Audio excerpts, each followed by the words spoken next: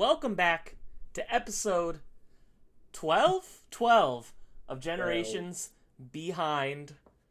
I am one of your hosts, Craig of Craig's Game Room. To the side of me, the beautiful, as always, Mr. Zach Daly Beating. How are you today? I'm doing well, thank you, Craig. Excited to talk about Ape Escape. Tyler, below us, the luscious one. Tyler, looking lovely today. How are you? Oh, thank you so much. I'm doing pretty good. I am ready to go bananas this episode. We are There it going to is. do it. Yeah, I had to throw it in there. Yeah, ready to talk all about one of my favorite PlayStation games. Hopefully Zach enjoyed it. I'm really hoping he did. And if he Yes. didn't, start putting in your applications for a new co-host because he's gonna get booted. All right. Anyhow, I'm ready to talk all about it and share my thoughts with you guys.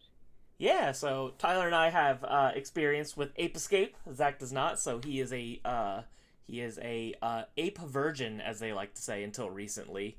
But now he has plenty of experience with terrible voice acting and fun little chaotic monkeys. So he's now one of us.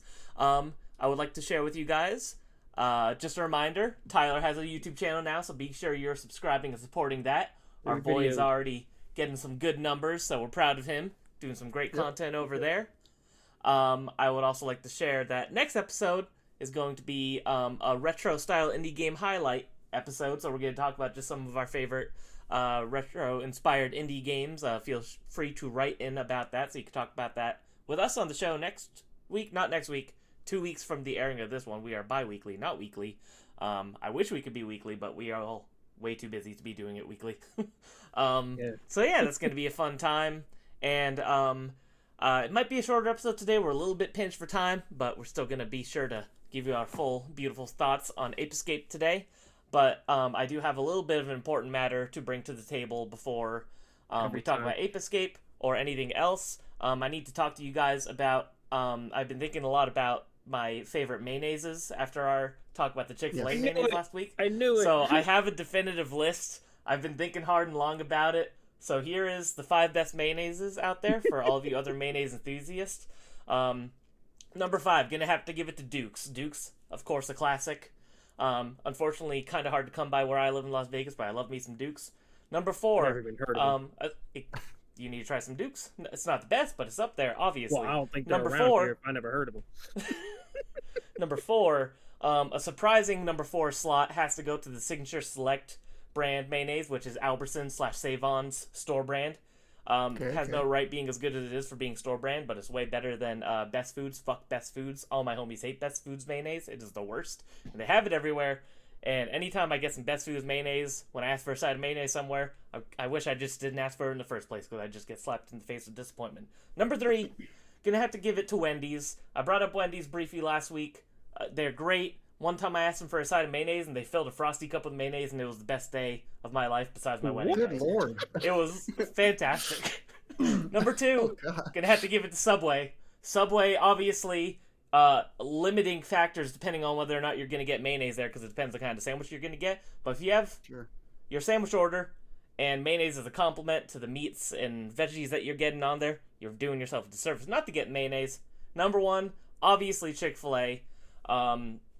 The greatest mayonnaise of all time. I want to be able to buy it by the gallon. Please, if you're listening, Mr. Filet, start selling it in stores like you sell your Chick-fil-A sauce, because I will single-handedly be giving you guys profits if you sell it all across America. I don't know if I've even had 5 different kinds of mayonnaise. Mayonnaise is a bad condiment. You can't convince me otherwise. And ranch is just seasoned mayonnaise. It's overrated. Fuck you, I love ranch. Mayo I'm okay with, but I cannot do ranch. I'm sorry. You guys are killing me. But I don't just go to a place and be like, their Hidden mayo value. is great, and then go to like Walmart and be like, I hate the Great Value or whatever. Like, but I don't know. Maybe I'll have to try more mayonnaise. I Team didn't mustard know over here. So that. Mustard's gross, Excuse me, too, you just said so you like mustard? Team Mustard, yes, I am the Team mustard Mustard? representative. I fucking hate mustard. Well, I'll be the mustard representative here. This is the Okay. end of Generations Behind. We had a good 12-episode run. Okay, It's like I will. like a Splatfest. Mustard, ketchup, mayonnaise. Pick your favorite. I think that condiment. actually was a Splatfest too. I'm pretty sure it was. Yeah, I think I was gonna say though, I have to give the disclaimer, because you bring up mustard. I have to say I do not put mayonnaise on a hot dog. I think that is the most degenerate shit I've ever heard of. It's does that. absolutely disgusting. If you put mayonnaise in your hot dog, you need to seek help. Mayonnaise is good on plenty of See, things, Justin, but I told you. not, not good. on your elongated, Tube of barbecued, beef and other. thin bologna, because hot dogs are just bologna, and you cannot convince me otherwise. They taste the exact same if you eat a raw hot dog. Subscribe Anyway. to Ape Escape for the condiment only episode. Got a lot going on Exactly. here. Raw Let's hot talk some dogs. video games. We don't have to keep bullshitting. I just wanted to give some mayonnaise thoughts while it was on my mind, because I went to McDonald's earlier. Middling mayonnaise. We have some audience course. write-ins. Sir Teller Suit of Now I Rock wrote in. He said, if this podcast isn't available on streaming platforms soon, someone's going to catch some hands behind the Denny's. I can appreciate that Saying comment. I 'cause have no control. You're not the only one I heard say that. That's all I'm saying. Craig, Unfortunately, what you gotta the main reason this hasn't gone audio only on any podcast services yet is because Zach thinks that he is just too good looking to not have his face present at all times in the media That's that we it. make. That's And it. no, I don't want to rob the people of your guys' beauty. You're both very handsome gentlemen, and we will get it on podcast services eventually. I got to figure out how to download my videos back from YouTube if that's an option, because I don't even know if I have all those videos saved on my computer anymore. I know So, it's a video with I'm YouTube sure- Premium. and I do have YouTube Premium, so I should be able to do that then. So you, it you should can be download okay. your own stuff. I do it all the time. Okay, good. Because I have limited storage space on my computer, and I just started deleting the older episodes we went on. Probably not the best idea, but And if not, Could there's some have good more third storage party. than mine. Just saying. There's some good T-Rex third party down there. software you can download other people's YouTube videos too if you want to. So just There we go. putting that out there. good to know. Also, Denny's is the best breakfast place. I appreciate the bringing up Denny's, Mr. Teller Suit. Well, you know Now, where to have any find of you that guys during ever seen a breakfast. fight at a Denny's? That's the real question. I'm always fighting with myself at Denny's. I can't get myself off the table. It's a fight to leave. I have too much food. So yeah. So, enough with the fights at Denny's. Shout out to Craig's wife, because I'm sure we would both rather see a fight at a Waffle House compared to a Denny's. So that is That's me. one of my favorite things is consistently, at least 2 times a week, my wife and Tyler just text each other Waffle House memes of people fighting behind Waffle Whenever Houses, I like see anime something, I'm like, characters and different things, and it cracks me up because she'll just show me a meme of like Goku and Vegeta like powering up Super Saiyan behind a Waffle House, and I'll just know it's from Tyler, and it makes me happy. So, shout out to that personal bit going on in our lives. Denny's bringing back the 2-4-6-8 value menu. I'm here for it. Nobody probably remembers, but they had the best thing a while ago, many years ago, probably like a decade ago, where it was a grilled cheese with mozzarella sticks inside of the grilled cheese. It was only $4, came with a side of fries. Prime. My Delicious. I'm My probably fat gonna heart get hate, was but I happy. ate like Denny's like twice, so I can't. Not because I don't like it. It's not because I despise it or anything. Denny's I just top 3 mayonnaise is at Denny's. The Denny's mayonnaise really kicks ass. You know, they might be. I've never had their mayonnaise there, so they might. They do have great ranch, though. I'll say that. Not that you would try that, you fucking heathen. Yep. But they do have great ranch. I'm getting Um, Craig a custom shirt for Christmas with his top 3 mayonnaises. That'd Or be top really 5 funny. mayonnaises. Just all of them written out in Comic Sans. That'd be awesome. So yes, eventually we will go to podcast services. It's just kind of about me finding the time to do it. So I'm gonna try to make an effort to make that happen soon. By episode 16, hold me to it. I'll make it happen. Oh wow. Hold me accountable. Okay. I'm putting it out there so that way I have to do it. Right after Jonathan Clock. wrote in. He said, "Is there any plans on a public Discord for listeners?" I don't know. How do you guys feel about that? I think it'd be pretty cool. Yeah, it could be fun Mm. for sure. I don't know. You know, admittedly, if we have the audience size to justify that as of right now, which is perfectly fine. We're still a new show. We have you guys that are writing in regularly and supporting us and watching, which we really appreciate. So maybe in the future, something to consider for sure. Just We stop have talking in the Bird Dog channel outside of Craig. Just only talking Craig's channel. Don't talk in the other channels. make everyone come to it. Post deals there and everything. Yeah, just do all of it. Yeah. Make a sub folders in that. Some forms. Is that a thing you could do? Can you subfolder a subfolder in We'll Discord? figure it out. We'll just Yeah, we'll find a way. Put away. All right, we have a write-in from Unknown. Unfortunately, I will remind you, you have to always put your name with your write-ins because Google Forms does not tell me. And if you write in for both columns, because we always have a column related to the episode and a column related to the episode, one relates to the episode topic and one related to just if you want to write in about whatever. You have to put your name in each of them because it doesn't tell me who you are. So just a reminder for you guys. Not the end of the world, though. But this unknown user said, Zach, if it makes you feel any better, I probably have 75 unopened Switch games in my 300-game Switch collection. I also need to go play Persona 3 Reload. I have a feeling it might be 300 Patrick, but I'm unsure. 300 got games lots is of very impressive. I think with digital combined, I've got like 150 Switch games. I think it's What do I like have? it's basically a halfway split. I have like 75 and 75. But 300 plus is intense. I commend Yeah, it's you. a lot of Switch games. A huge wall I- of red. As you guys know, I hate the wall of red too, but I would rather have physical than not. So I have a wall Yep. of red, unfortunately. I have 90. As many of you guys know, I'm very close to finishing my PlayStation Vita set, and I was gonna do the math when it comes time for me to do my video about completing the set, and I think those are probably about 50% sealed actually, because sometimes it's just easier to find games new opposed to used. So maybe that's the case with some Switch games. I don't really know since I'm not in the Switch collecting sphere, but I mean, it's like I have a Switch collection because I buy Switch games, and eventually you just have a collection once you accumulate a certain amount. But I do not know, because I'm sure there's tons and tons of weird, rare Switch games that just have, old stock on eBay and Amazon and different things. One big one that comes to mind is Super Mario 3D All Stars. Really rare, limited release version of that game. So I'm glad to have that one in my collection. Yeah, Yeah. the rarest Switch game by far. I know As there's far as I some, know, like- I think you are actually the only person I know, Zach, that owns it. So, as far as I know, there's only one copy.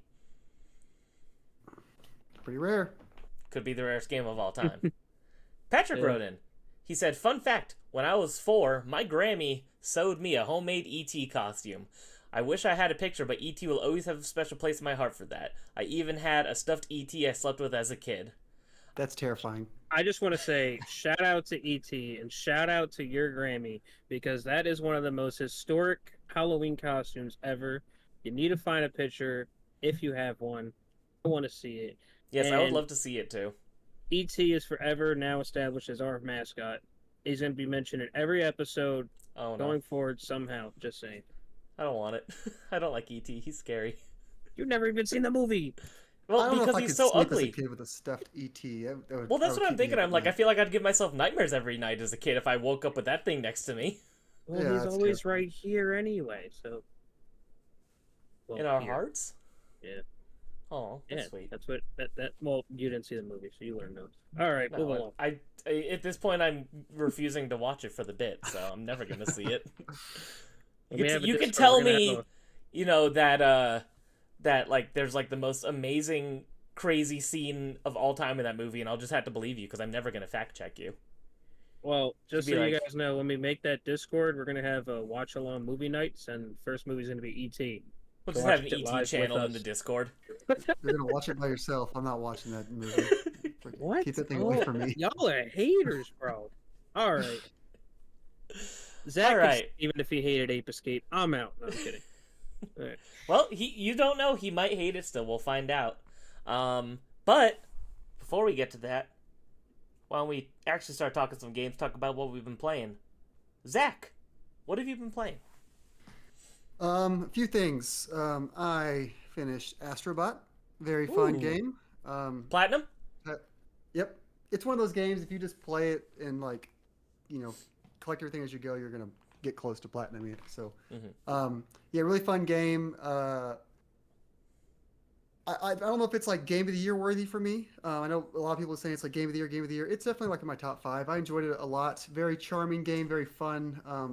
But the main thing is the lots of good callbacks and like seeing all the different PlayStation characters and mascots in the home area was like my favorite part of the game. And the themed levels were also very, very good. Tyler, I know you Yeah. played it. Do you have any thoughts on it? I mean, so I'm just gonna put it out here. So I ended up buying the digital because I couldn't wait for the physical. So I bought the digital. I was in Astro's playroom right at the time the whole timer struck. They had a whole little celebration, and well, you go through the portal, it just takes your store page, so you got to close it out anyway and go to the game. That's funny. So to put it this way, so pretty much that Friday at 12 a.m. I started playing the game, and I finished it like on Friday night, and I had 16 hours of playtime. I barely slept. I got the platinum, and I wish there was more. I can't wait for the future DLC. Uh, Yep. yeah, I don't know. All the levels, remember, there wasn't a level that I hated. All the callbacks, like Zach said, were great. The special themed Yeah. levels, top notch. The first one, great. Just saying. Yeah, If I you wouldn't know what spoil it it is, just in case, but then. But if you don't know what it is, play the game because so good, and I can't wait to see what they do. I hope they do more of those special levels with the So do DLC as I. well. I hope that's what the DLC focuses on is having at least one more of those. Yeah. Yeah, you brought up a good point. The levels all felt real unique and real like they're all memorable. There's a lot of variety in the levels. Um, I don't know. I just think maybe just Astrobot, his movement itself doesn't quite put it over the edge of like a Mario 3D platform for me. Like his jump is fun and he's got like the little sunshine glide thing. Yeah. But I just love like a Mario Odyssey spoiled me. I love the triple jump and dive and all that stuff. The soundtrack, great. Soundtrack was great. Soundtrack was fantastic in Astrobot. yeah, I would Um, say that's probably my biggest thing with Astrobot as well. I'm not very far at all. I've 100%ed the first two worlds, so I still have quite a lot ways to go. But I'm kind of with you, Zach. That's probably my biggest beef is like Astrobot doesn't feel super tight, and I like really tight feeling platformers. I like yeah. being able to move on a dime and stuff like that. And Astrobot just feels a little bit more loose, and that's perfectly fine because some people prefer games that feel that way. I am really enjoying it though. Obviously, all the callbacks and cameos of characters from other games is great. I do think it's funny that none of them have their actual names. It's all like nicknames and Yeah. then like a tagline for them. The tagline, some of them are very funny. Yeah, the some of taglines them are really great. got me. Like I really liked when I don't know. Can I mention any bots or any bot spoilers? Will people be mad about that? I mean, pretty much every PlayStation franchise is in there for the most Yeah, part. So I don't think or it's supposed heavily to spoil it. associated. So, Yeah. I was gonna say the one that really got me was Leon, and his was just like first worst day, worst Yeah. day, worst first day on the job ever, and I thought that was Yeah. really funny. There's a Yeah. couple of other ones I thought were good. There's definitely been some surprise cameos that I didn't know that were Oh in the yeah. game, which made me happy. I feel like if you're one of those people that played PlayStation games on not everyone else played as a kid, you'll be surprised to see some of the cameos because there's a lot of the popular ones people are talking about online. Obviously, like Aloy and Kratos and people like that. But then it's like I saw Abe and I got very excited because no one's talking about Abe from Oddworld being in it. But of Yeah. course, I'm like, oh my god, my boy! So I was very excited. That's what I Stuff thought like of when that. I got him. I was like, "Oh, Craig's gonna love this." I was very excited because it's like those are the cameos people aren't posting on Twitter and TikTok and stuff. So it's like even more of a neat little surprise when you get to see them. But yeah, it's a really good time. Tyler, you told me it's a top 10 game of all time. You texted me. Was that still in the think moment it hype, or might- do you think it is? I still think it might. I really enjoyed that game. Like, it was great. Everything about it I enjoyed. I don't really have any nitpicks about it. I don't know if I'm still in that honeymoon phase or anything, but it's still up there for me. Like, Yeah, I Yeah, definitely I mean, want to try to keep playing it this weekend. I might have undersold it a little bit. I do love this game. I just don't know. Mhm. It's not like my favorite game this year, but I do Mhm. still really. It's very, very, very good. So, Yeah. Tyler, And I can see how you might put it up there that high. Yeah, like I think very highly of it as of right now. I think it's great. I'm like with you, where I'm like definitely not my game of the year, but it is very good. But Mhm. maybe it'll change by the end of it. I'm only through two out of the like what 5 or 6 worlds, And- so I have quite a way to go. I really hope it sells well because for the reason that this game was only made by 60 people. And to have a great game like this and have the highest rated game of the year on Metacritic and OpenCritic, like it's just great to see. Because you have all these game developers where it's like, oh, you got like 400 people and it takes like 9 years to make a game and all this money, but then you got a game like this coming out, fun little platformer. Yeah, it's a little short, like 15 hours or so, but it's still a great time. Like Yep. I Yeah, wish but we would get more games like this. I don't want platformers to be like more than even 10 hours most of the time, honestly. So when Yeah, people are saying that is short, I'm just like, that's actually it's like perfect. standard. Yeah, Yeah. So I mean, with them adding mean- like the replayability with the time trial and stuff down the line, that's like perfect.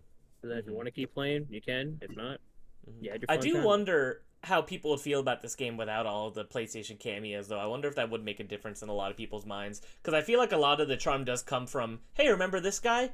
Which, Yeah. is okay, but it's very hard to disassociate Astrobot from being, like, more of a celebration of the brand than its own thing, which is kind of Well, it's weird. kinda- But I do, It's kind of like I Smash do Brothers. still like it, so Like yeah. Smash Bros. A big part of it is seeing all your favorite brands in one spot. Like having all the Mhm. cameos is like a big pillar of what makes Astrobot so great. So That's fair. it would definitely change it if it was just generic bots only.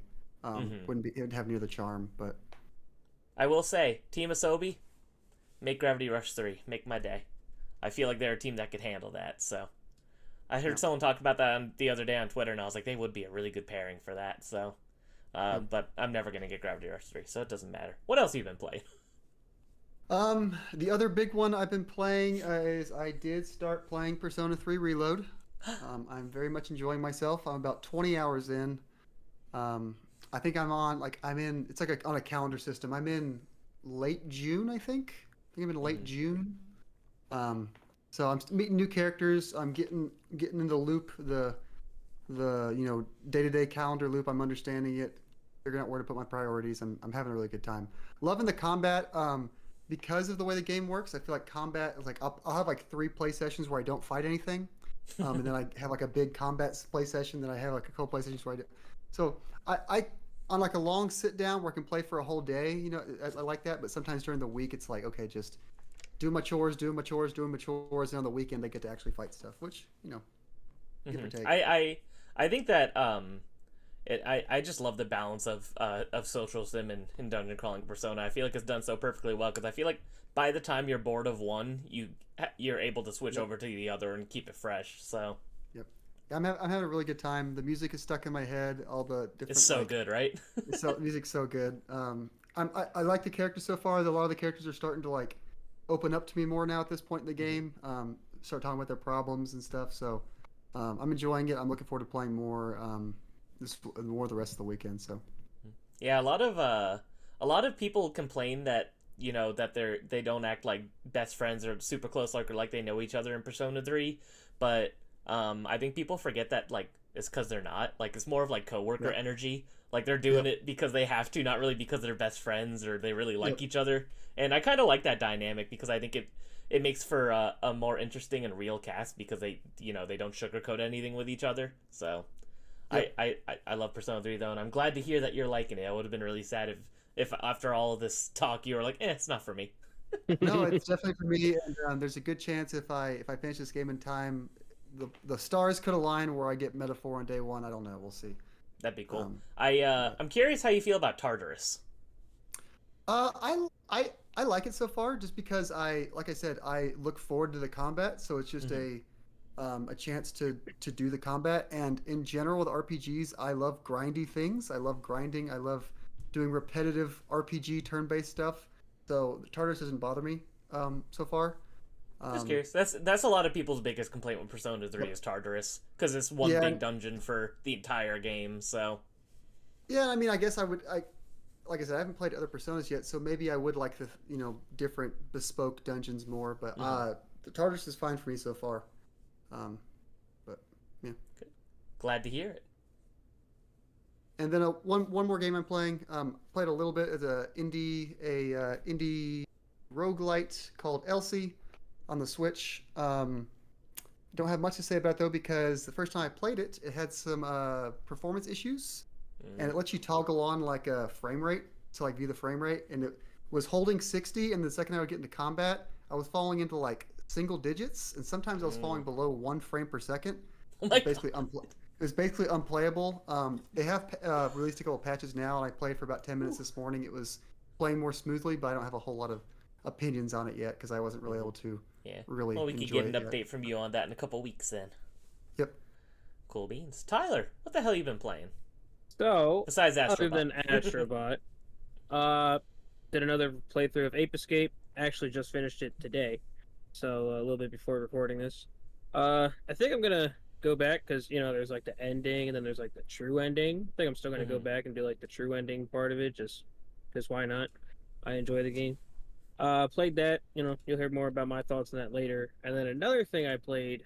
So I have like these guilty pleasure games, I guess you could say. So whenever there's a game that's kind of like Monkey Ball in the PlayStation Store, and it could be like $5, something like that, I'll buy it. So there's this series called The Perplexing Orb. So there's Hmm. Perplexing Orb 1, 2, I think the third one is called like Bounce and Roll, and then they just released a new one called Bounce Challenge. There's literally only 12 levels in the game, but I played through that. Uh, yeah, that's it's like a little monkey ball clone. It's Yeah, a you've little mentioned that to me difficult. before. Yeah, it's like a little difficult near the last few levels because there's these like cages, and I swear it just doesn't roll in there right or bounce in there right, and it's not right. I don't know. It just gets me annoyed sometimes. But I ended up finishing that. Got the platinum for that. Was like the 12th person in the world to get the platinum or something. That was kind of well, Congratulations. probably 'cause there's only like 15 people playing it. But uh, that's what I mainly played the last 2 weeks, honestly. So Nice. Baller. Yeah, I always think about checking those games out. I they're just pretty fun. they look like kind of just like platinum trophy fodder, but I wasn't sure if they're actually good or not. So Yeah, they're. I mean, like if you like monkey ball type games, they're good. So, but I like like it then. they are still kind of like platinum trophy thing, but it takes a little bit, and they're good times. It's not like ones where like my name is Mayo, just Press tap the X Mayo, 100 times. Yeah. Yeah, like something like I that. did the first two of those But yeah, so back in my trophy horror days. Don't miss I those. got That the was a waste of physical my for time. him. So Do you really? That's funny. there's someone up there. Yeah. So besides Astrobot, I was gonna say Astro's Playroom, but besides Astrobot, the only other thing I've kind of been messing around with was the Persona 3 DLC came out, episode Aegis, Hmm. The Answer. Unfortunately, I don't want to talk about it too much because, obviously, spoilers, because it takes place after Persona 3, so I can't mention anything with characters or story, any of that. But I'm interested to see how the narrative of it goes because even though I've played Persona 3 in the past, both the remake and FES and most of Portable, I've never played The Answer, so I don't actually Oh, know what happens in it or the story beats that are I'm gonna experience. So I'm really excited to see that. The only part of it that is a little and I knew this going in, is there's no social elements. The whole game is just mm. dungeon crawling for this DLC. It's all dungeon crawling and story, which is okay, but part of the appeal of Persona is all the social elements. So, oh, there you go. Got Without that without Green Home Studio. spoiling, like you said, do you at least get to use like your characters, or is it like a new set of like equipment and levels, and is it like a fresh slate, or is it like a continuation of your save? It's semi, so your Persona compendium doesn't carry over. Everyone gets bumped back down to level 25, so you're not starting from scratch, but you have Okay. um, way less moves to use, and the excuse they use is, "Oh, we haven't fought in a while," which is kind of funny. Okay. But I'm like, it works. So Sure. it's kind of just it dumbs you down a little bit for the most part. But in terms of equipment, it's all instead of buying stuff, at least as far as I'm aware so far, I've only played for a couple of hours. Is it's what you find what you find in the dungeon. So it's like you find weapons or armor, and that's the only way you can really upgrade. So you got to make sure you're getting your treasure. The only really reason to grind for money, as far as I could tell, is for the Persona Compendium. If you want to buy a Persona to make a new one, yada yada. Because it Yeah. doesn't seem like there's any way to buy items or weapons in this expansion, which is interesting. So it makes me very scared to not conserve all of my healing items. I'm probably gonna have a Yeah. million by the end, because I'm Yeah. that way even in games where this isn't a problem. But it's gonna be interesting to see. So I'm excited to see where it goes.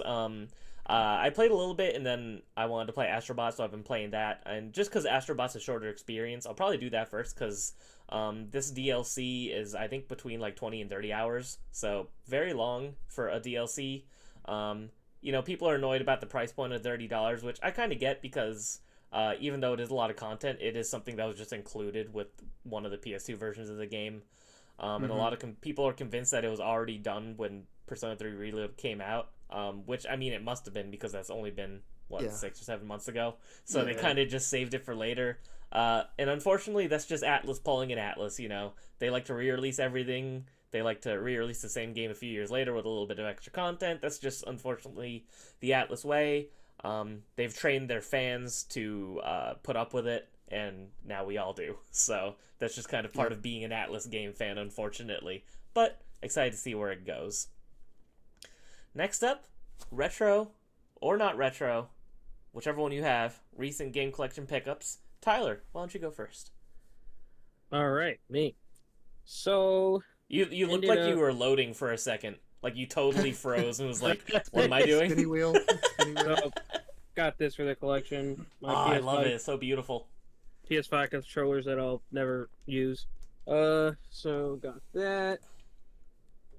I got this Crash Bandicoot Purple on the Game Boy Oh, Advance. nice. Ooh. Which this Very one exciting. it has a bonus. It has a cartridge case, which has Crash Oh, and yeah, Spyro yeah. on it. Has a little purple one. That's cool. But I'm gonna use this as a little note. If you're a seller on eBay, don't ship your Game Boy Advance games in bubble mailers this size because Yeah, it doesn't really work. They might as well just put a label on the actual box and just send it. Send it. Yeah, I was like, when I got it, I was like, what? But got that. And then got a little deal for $25. I got 3 games. So I took it up. I got Mario Party 8, which I already have, so probably be a scummy reseller or something. Mario Tennis on the N64. Nice. Mario 1000 Year Door. I Oh, got all did you 3 not of have those that for yet? 20. No, I didn't have it yet. And I got all 3 of those for $25. That's awesome. So That's that great. was a pretty good deal. Yeah, that's a good score. See, Yeah. the deals are out there, ladies and gentlemen. Yeah, You just gotta gotta look. look. That's what they always say on Reddit. And, yeah. And then other than that, shout out to Bird Dog Gaming, Christian. Saw this at his local GameStop. He thought of me and he picked it up for me. A Baller. little bit of an uncommon one. It'll be mentioned in my future video. Ooh. And then I went to a convention called RetroCon. I feel like I'm going to a convention all the time. Got 2 more this year. Good And one will lord. be with Zach, so that'll be fun. But however, I picked these up, not video game related, but they are surely retro, and that's because they are VHS tapes. So if you Oh. don't know, McDonald's used to have VHS tapes, and they were called The Wacky Adventures of Ronald McDonald. And this one is Have Time Will Travel. But let me tell you, when I got all 5, baby, all 5. Is that including So- the one that was lost media for a while? No, that's number Is that 6. the 6th one? Yeah, Ah. that's number 6, and like the way you could tell is like it doesn't even have the title on it, and it just says The Wacky Adventures of Ronald McDonald. It's all yellow. One day I will get that one, but That's so fun. however, I got that much. And another thing I got, one thing I always wanted. So when we went to this convention, every time we go to conventions, I'm like, this is one thing I want to look for. And whenever I see it, it's like behind a table, and I'm like, yo, how much for that? And they're like, oh, it's sold already. And I'm like, are you kidding me? Now, I would like to have it complete. However, this one was loose, and I literally turned around and it was sitting there, and it was $20, so I would just like take my money. And that's the Crash Team Racing pinball machine.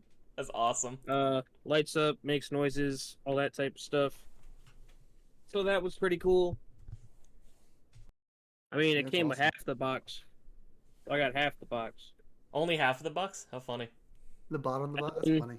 Also, for $1, I got this little Wendy's kids meal Wii puzzle thing. So That's fun. that's what I got. Yeah, as far as what I have picked up, not a whole lot. I'm due for a game store trip, and like Tyler mentioned, I do have a convention coming up next month where I hope to pick up some stuff. But I did get one thing for the collection, and that is this Concorde. I did pick it up before it went off shelves. I did never open it. I considered playing it one night. Like I was like, do I play it on the last night? And then I saw people were just jumping off the levels trying to grind experience. I was like, I'm not gonna open it just to not actually enjoy I was it. gonna say, as far as I know, So- no one was playing it by the end. It was just the grind for the platinum, which only 69 or 68 people I saw were able to do 69. it. So It's crazy. I would be proud of that for sure. It's crazy that even when people were grinding it to get the platinum, all the owners combined, it was 69 people. Well, That does not bode well for how that game all was right, doing so let's before. do some math real quick, because I don't know if I can do the math, but I'm trying to think. Oh, maybe it's too much for me to do on my phone calculator. But I'm like, 69 people got the platinum, right? Or 68, one of the two. And 69. if you look on the actual platinum trophy for PSN, it says 0.2% of people got the platinum. So if I was better at math in my head, you'd be able to calculate how many people it is. And even without doing the math, I can There's tell you also it's the not a PC lot of release, people. though. There's also the PC release too. But True, but yeah, there was a. you'd think I there was an PlayStation IGN especially, because it's like, I feel like PlayStation people are pretty hardcore like Nintendo. Like, you'd think they'd be at least willing to try it more so than Steam. And it doesn't seem like the numbers are much better than Steam and PC either, so it's pretty rough. There was an IGN article, I think, that came out like right when the game was like announced it was going to shut off, and it was like through analysts' projections and looking at other sales, it was estimated that it sold about 25,000 copies, which there's no hard numbers there. Sony's probably never going to tell us. Yeah. But if the projection is 25,000 for a game that took 8 years, that is no way, no. That is not good. That is Yeah, unfortunate. it's pretty rough. I'm surprised they didn't throw it on PS Plus and just give it like try something. Yeah. I almost wonder. It they almost seemed like a pride thing. Like they were so embarrassed. They're just like, no, we're just not going to do this. Yeah, I mean, it was weird. Like even Destruction All Stars got thrown on PlayStation Plus. They just pulled the plug on this one. They just even like I don't know. Unfortunate, but Yeah, 'cause I remember- Destruction All Stars live longer than that, dude. And I remember Yeah. Destruction All Star is supposed to be a $70, premium launch title. Yep. So crazy how that changed too. So it makes you wonder. It's I feel bad for the studio, but hopefully they whoever greenlit these not so great ideas for this game learns from their lesson, I suppose. Oh, Jim Ryan's already on the beach. He doesn't care. He got out with a good. Was good. He made his decision and he left. He See, said, "This is your secretly guys' knew problem now." Concorde was gonna fail. He secretly knew it was gonna fail. He was like, "All right, I gotta get out now. Now is the time." Well, if you're only gonna have one pickup, that's a good pickup. So Yeah, I mean it'll I stay. tried going to sealed find forever. it, but I was too late and I couldn't get it. So it is funny. Yeah, I am very excited to see the value of that game over time, because it's like it's either gonna plummet or it's gonna keep going up and no in between. So I'm excited to see what happens. I think there was all that hype and everybody was trying to buy it. I think it's gonna dip a little bit, Mhm. but then it's just gonna keep try going. to Yeah. depending, because going forward, if they re-release it, sure it's gonna be something different or some otherwise. Like I don't know. Yeah. It's weird. It's a whole weird situation. For me, it's just even from like just it's almost just like a fun piece of history. Like Sony stepped on Yeah, a rake. that's kind of why I and wanted it. And preserving that rake they stepped on. That's an awesome way whether to or not put I it. like it or not. But I wonder, like, if there's been like any Nintendo or Xbox first party games that have sold equally as bad. I know they talked about was it Bowser's Inside Story on the 3DS? Oh, yeah, so it was like the worst selling Mario game. It was like 250,000 still. So That's like crazy. that's still a lot more, and that game was like historically bad. Yeah. That's so funny. Came out like 3 years after the Switch came out.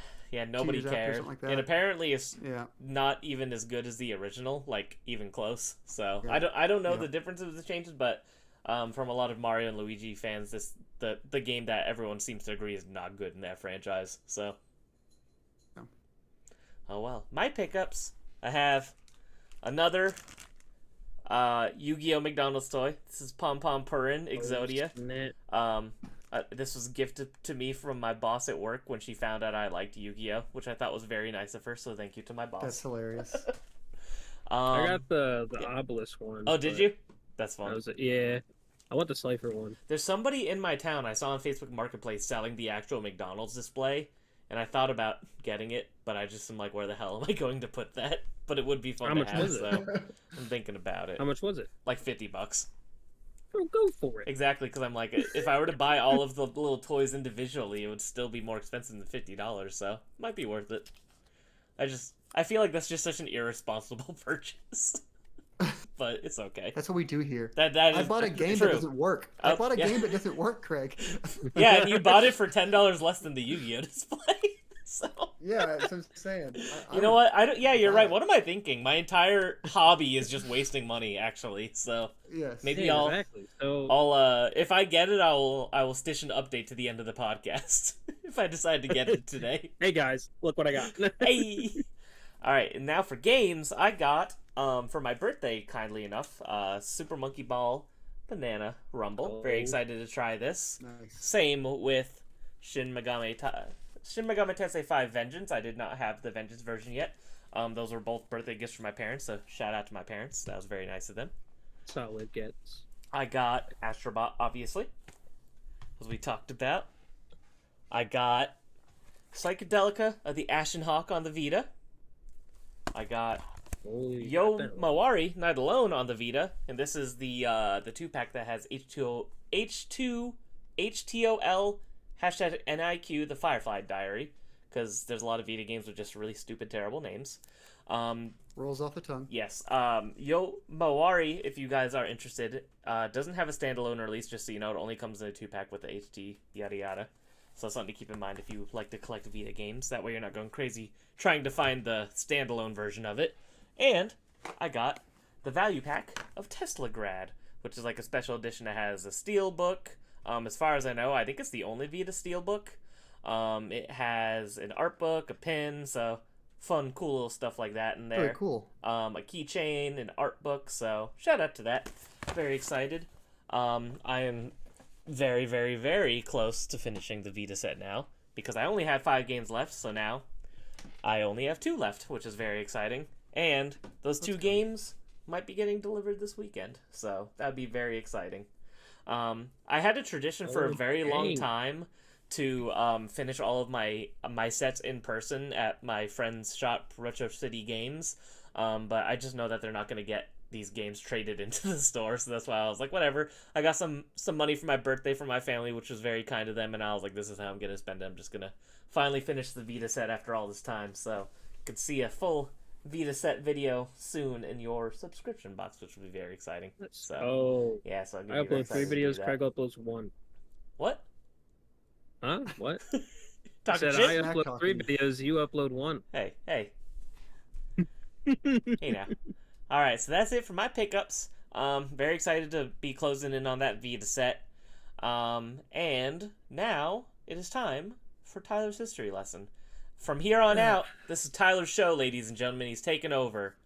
Let's We're not talking anymore. Nope. Just Tyler. He's yeah, just me. There has been an attempt of a coup on Generations Behind, and now this is Tyler Behind. So Tyler's Behind, where he just shows us his voluptuous booty. Subscribers through the roof. Yeah, let's go. We're gonna go to his Instagram, and it's gonna be like, yes, I have an OnlyFans. Link in the description. But anyhow, so while Craig goes to get some mayo and Zach, I don't know, he's gonna go bananas.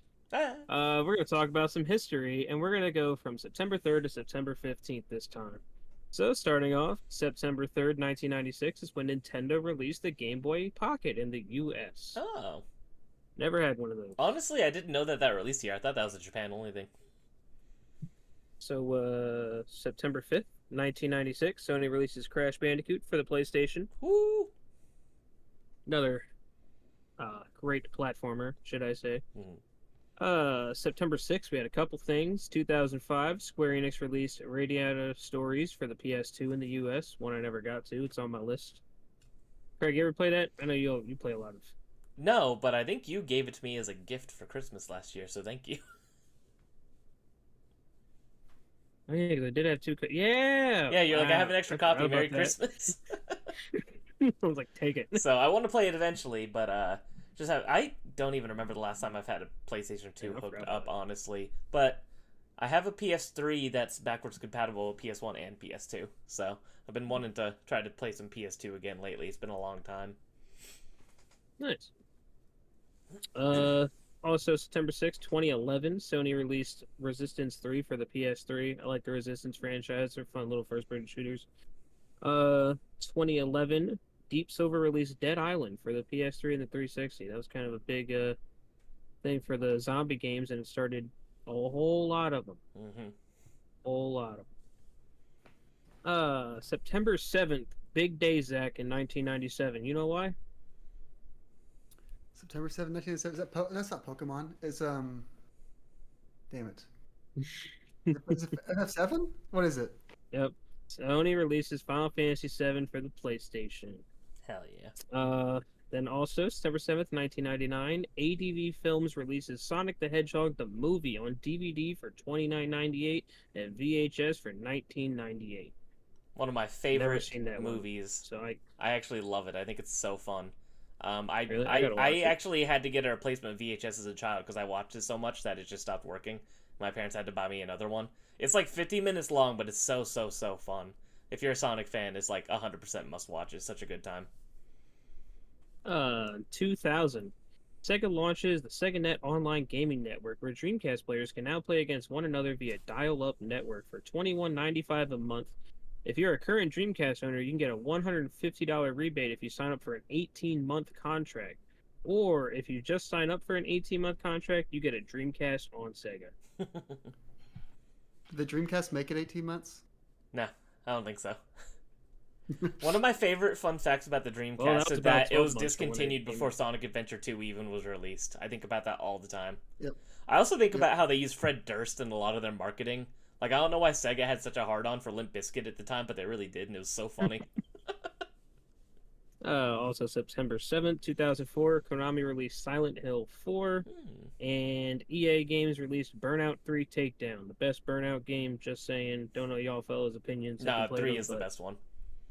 Okay, I'm glad we agree on something. 2010, September 7th, Square Enix releases Kingdom Hearts Birth by Sleep for the PSP, one I never played. Probably the second best Kingdom Hearts. So, I love Birth by Yeah. Sleep. September 8th, 1999, Square releases Final Fantasy VIII for the PlayStation in Oh, the US. that came out on my birthday. I didn't even know. I always thought it And- was 9. I thought it was on 9/9/99. I thought it was like on the Dreamcast So day. did I. Is it on the 8th? Wait, yeah. Okay, the website I get this from is probably wrong. Because that's what they had it under. Yeah, I was gonna say, because I'm pretty sure that was 99.99. Yeah, I remember seeing that going around, yeah. Alright, How well, funny. scrap that. The only thing that happened on September 8th was Nintendo released Final Fantasy Tactics for the Game Boy Advance in 2003. We'll take it.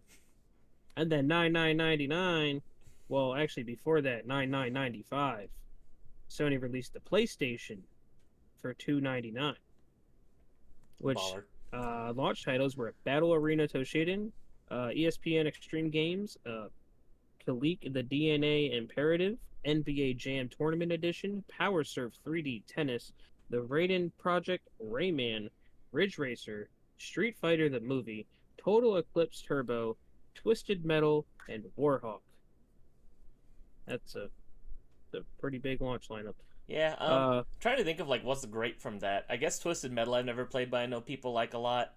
I love Rayman, the original Rayman, but it is like the most impossibly hard game of all time.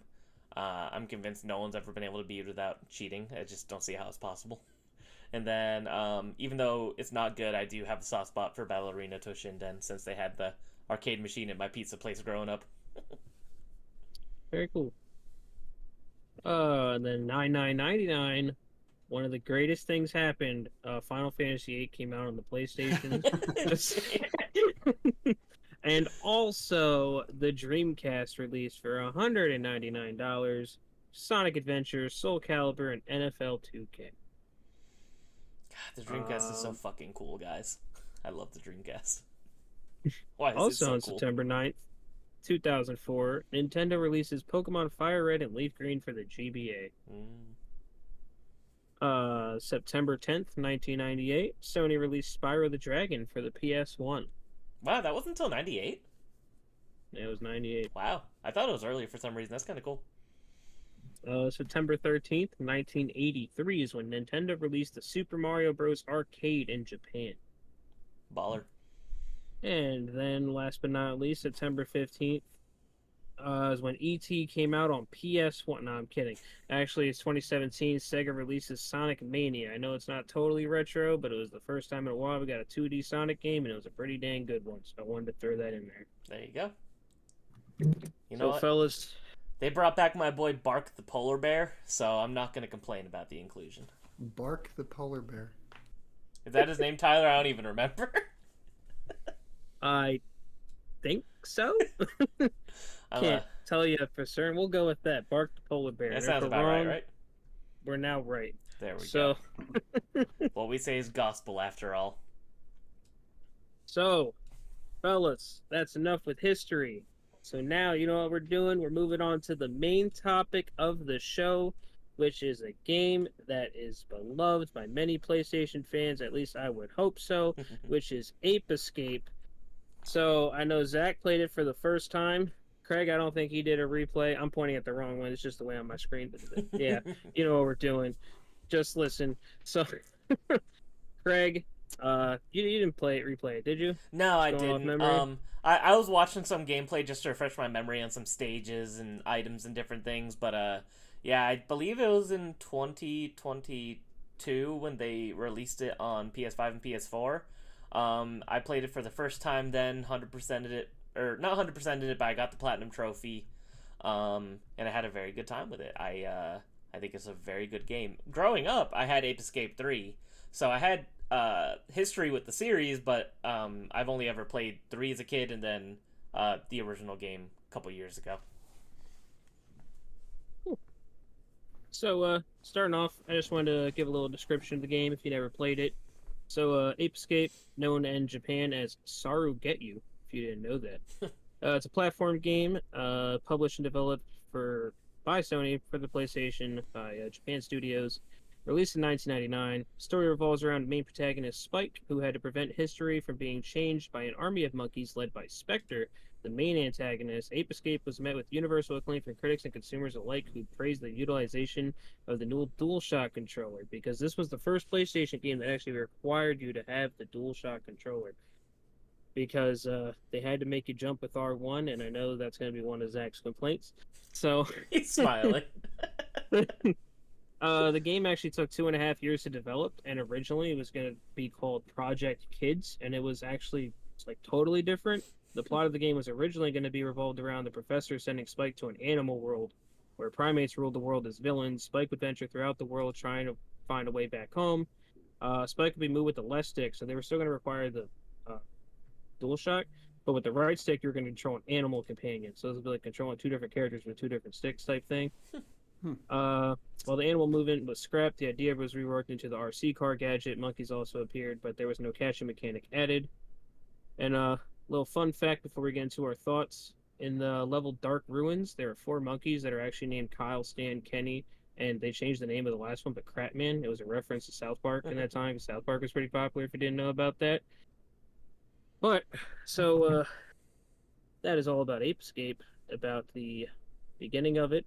So, let's get into our thoughts about it. So, Zach, since you're a first-time player, I want to know what you thought about it. What He are some of your lost his favorite ape parts? virginity, as they say. Yeah, all those things. Bananas, ape virginity, all those things. I want to know if you were going bananas.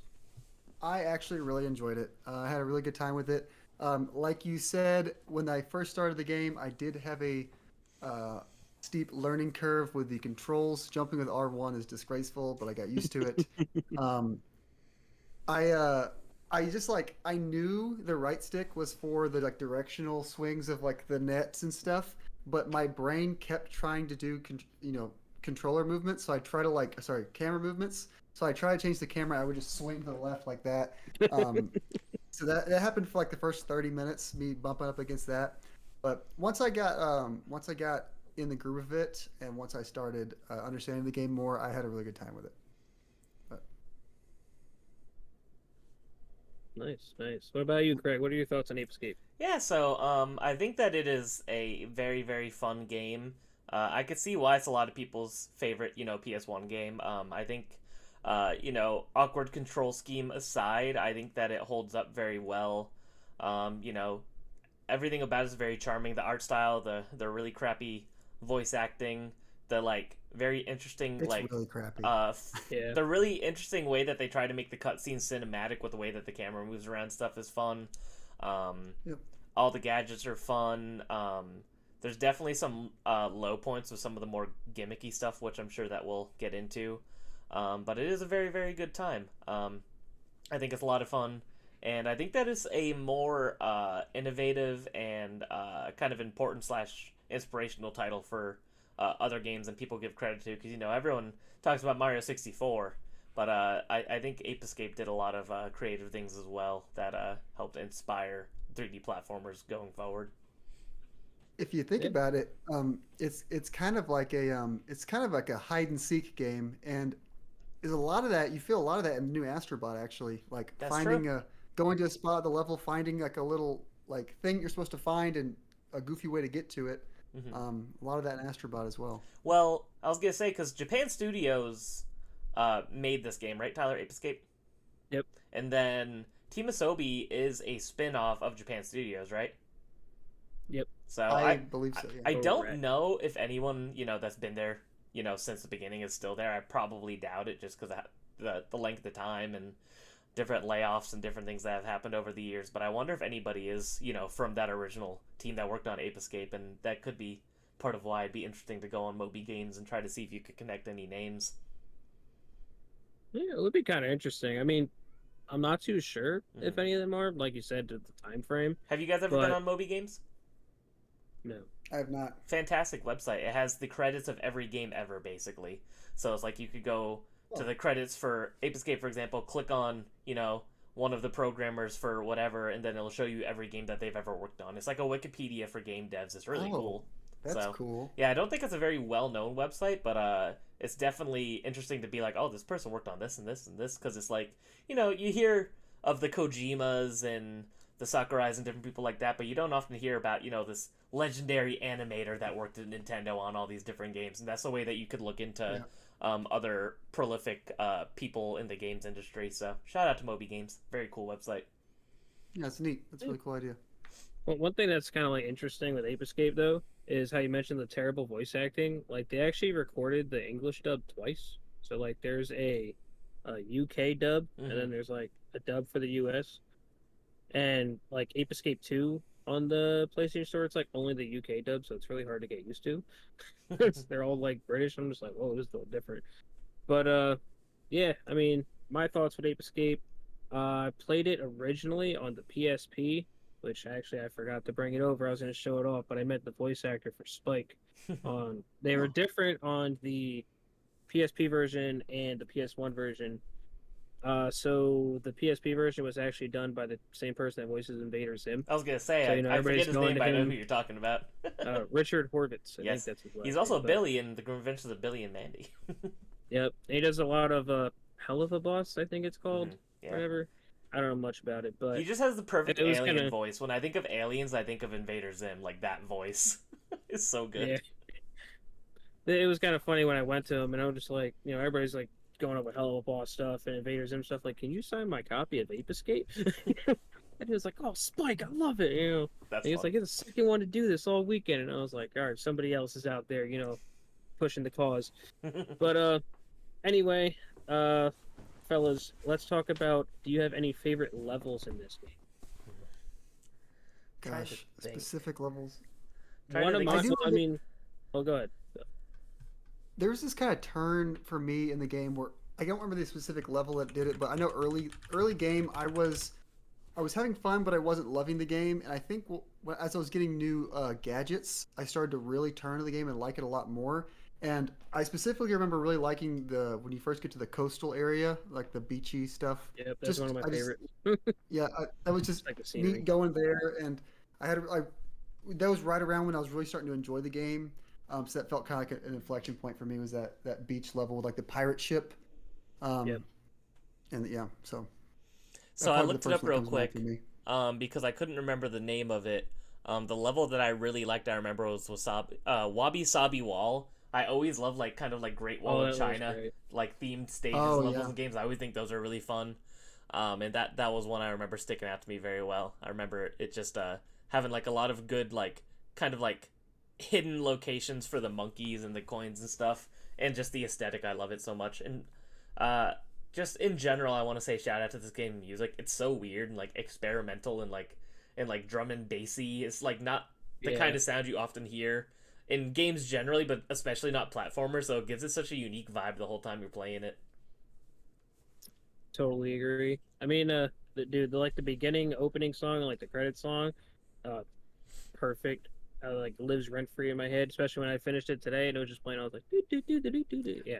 Other way, Yeah. or The other. sound design in this game generally is just so good. I love the like almost like UFO-y kind of like zapping away of the monkeys and you get it's like it's just so fun. Yeah. I love the sound When when you you effects in this said slam game. the They're so net down, it snappy. does like this slow mo zoom and like the Mhm. explosion of sound. yeah, Yeah, That's always that's what good. I'm saying about like the weirdly cinematic camera. It's just really fun. It gives it such a unique style Yeah, that didn't need to be yeah, there. and then he gets to find monkey and he's like, yes, you know. yeah, yeah. But yeah, I think kind of what Zach said, how like one of my favorite levels is like the whole beach level because I just like the whole scenery. You know, you got the one monkey just chilling on the chair or whatever. And he's just having a good old time. You barely even get detected when you go up. Oh, one thing real quick too with the sound design, it's really cool how they change all the soundtracks for like if you're going stealthy and you're crawling, Yes, they really I like forgot mellow about the that. tune out. Hmm. So it's kind of like a stealthy version of the It's track, so which is cool. really neat. Which, yeah. Uh, Yeah, I love that. but then one level that I don't know why I dislike it. It's the only level I dislike, but it's when you go inside that like dinosaur thing. I don't know. It's just annoying and I don't like it. Jabba the Jabba what is it? Oh, King Jabu the Jabu kind of Jabu vibes. Jabu's belly. Yeah. Yeah, Yeah, that one. I don't know. Just as a kid, I didn't like that level. I mean, going through it like now, it wasn't that bad, but oh, I just didn't like it. It give I you don't the know why. heebie-jeebies. that is funny. I When guess because this you said this game came out in '98 or '99. 99. Okay, so they definitely watched Ocarina. They're like, let's get that They're like, weird that's pink inside of a disgusting. We fish need to vibe do going. it too. Yeah, yeah, We need to give Like, more kids let's do it. trauma of being eaten by giant monsters. I also like kind of how I don't know if you did it at all, Zach, but you can go through and like all the monkey logs, and it like tells you. It doesn't go like too in depth, but it tells you like little facts about all of them or whatever. Like, oh, this one yeah, likes to do yeah. this, this one like that. It goes more in depth in the future games, but that's a pretty cool touch that they did. So Which I actually found out about when I was like researching this game. You know, there was like a glitch where you can get more monkeys than what was originally intended, and it would ooh, like totally up your save file. And this dude thought he was finding secret monkeys the whole time, but then some dude came on. This is actually like recent too. Like he mentioned it like 7 months ago, and then just a month ago on the GameFAQs forums, this guy said like I'm in the speedrunning community and this is how it all happens. So it was a pretty cool little thing to see. I was like, what? I never knew about this, but then I found out it was just a bug, and I was like, oh, never mind. that's Guess fun it's though. just something else.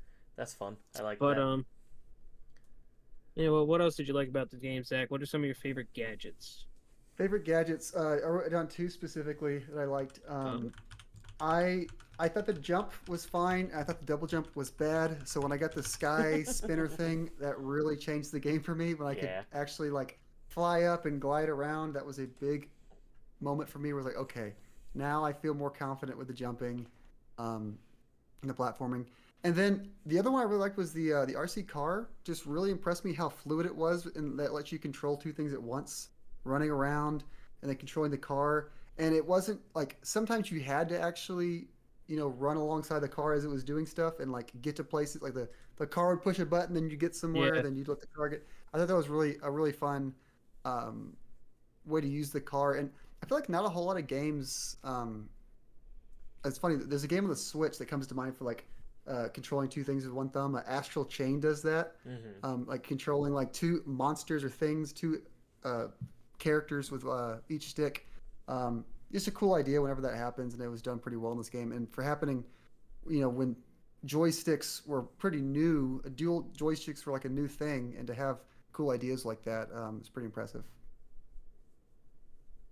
Yeah, I totally agree. With the RC car one and also as the flying one because you can uh, maneuver around better. So Yep. it really like elevates. And then going back to like past levels and being able to do stuff. I don't know if you did any of that.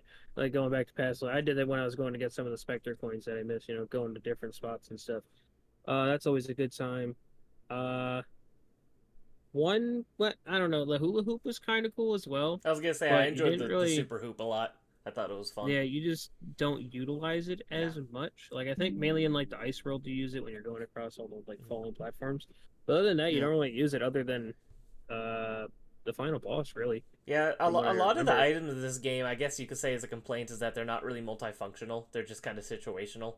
Like you can't Yeah, Yeah. cleverly use the super hoop to do certain things, you know. Or same with like any of like the water net's very specific, you know, just stuff like that. yeah. But But however, I, the slingshot comes in handy against those dang UFO monkeys yeah, I because just I those use the things can slingshot a be lot. annoying. that's true. That's fair. but but yeah. Any other favorite gadgets, Craig? Not really. I like I said, the Skyflyer, like you guys said, Super Hoop. I think is a lot of fun. The RC car was cute, but nothing crazy. Obviously, the monkey radar very useful, especially because. I didn't And use it a single time after they taught me how to use it. Oh really? I didn't use the monkey radar. yeah, Nope. Oh, I forgot. I don't know if you said if or not. If I missed it, did you get the platinum for this or no? I did. I Oh, did. okay, cool.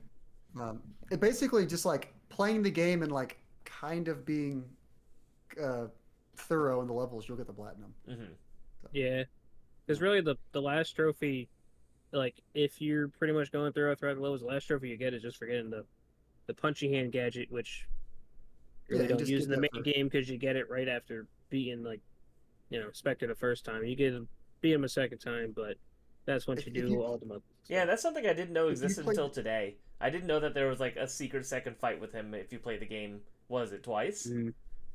Yeah, well, it's you play the game once and then you just go back and get all the monkeys, Oh, all okay. 204. If you clean up the rest of them, then another level pops up, and then you like play against like literally just Spectre instead of like a robot I dude, totally just missed that then. So, and then you catch Spectre and you complete the game. cause do you need to do that to get the platinum or no? Am I? No, I was gonna say yeah. no, So I totally missed out on that because I remember I got the platinum trophy and I was like, okay, I'm done. So I didn't yeah, even know that that was the thing. Oops. you'll basically get the platinum trophy for beating the game unless you didn't find like any of the Spectre coins. But if you're just like being pretty consistent about getting a couple each level, you'll get the platinum, no problem. Hmm. Yeah. So I didn't even know about that fight with Spectre. So oops. I guess I've Yeah. never truly finished Ape Escape. it's okay. You rolled credits. It's all that matters. Exactly. Because It's you all roll you need. credits after the first time you beat him. So Zach, I know for the platinum you had to like start the mini games. Did you play any of the mini games? Oh yeah, the minigames were a neat touch. I don't really, I wasn't very good at the skiing one. I was just bad at it. I like how they're like Um, paper, like they're just yeah, I did It's that a so couple funny. times. It was neat. For being a bonus, I can't really complain. It's you don't have to play it. Um, the second one I thought was funny. I was so bad at it, like the Rock'em Sock'em robot, like stupid fist thing. I don't yeah. know what the hell I was supposed to be doing. I could never get like an actual hit on. I was just kind of like throwing limp arms at them. Um, but So so I funny. was really bad at that one, but I thought it was really funny. Um, but the third one I did admittedly just turn on to get the trophy, but that was the one I was probably the most interested in revisiting because it looked like it was an actual thing I could be good Yeah. at, like a little twin stick shooter thing. So If my memory could be wrong, but I think in the PSP version when they did the mini games, like in the mini games, you actually had unlockables too, and like you could get like more characters for the skiing game. So I could Oh, that's be fun. totally remembering this wrong, but I'm pretty sure they did that, which was a neat little touch. I don't know if they did that in the original, So, but how do they handle not having a second stick on the PSP version? so it was literally just the little nub. No, I but remember right. ooh, because No, there's wait, two no. sticks. No, wait, how did it work? Man, I haven't played this in a while on the PSP, so I don't really You're remember. curious. I was just wondering how they circumvent that. Like if you lose like an item slot, like button maybe, or something to do with the. Well, no, because you need the triggers too. So I wonder how that works. it's Man, interesting for a game that needs the stick. Yeah, for, that was the like, whole so point of for the game, basically, is to sell the yeah. the DualShock. Yeah. Man, I'm totally drawn. I gotta figure that out at some point. Fake fan, But fake fan, fake Fake fan. fan, yeah, he yeah, never really yeah, played yeah. it. I only played the original. That's why. No. Nah, I didn't mean to put you on the spot. I was just curious, since I Oh, you're always forget fine. that that's a remake too. I always think it's a spin-off, and then I'm reminded that it's a remake of the original. So, very I think I'm interesting. gonna go back and platinum that one as well. So Oh, did they since put that that one's on on the PSN as PlayStation, well? yeah, So we got funny. like everything but 3. We have 1, we have 2. We got the Academy. We got Academy 2 that we never got here, only Europe and Japan. um, and yeah, we don't have 3. But then there's also some that never came out here too. Like there's a racing game on the PSP.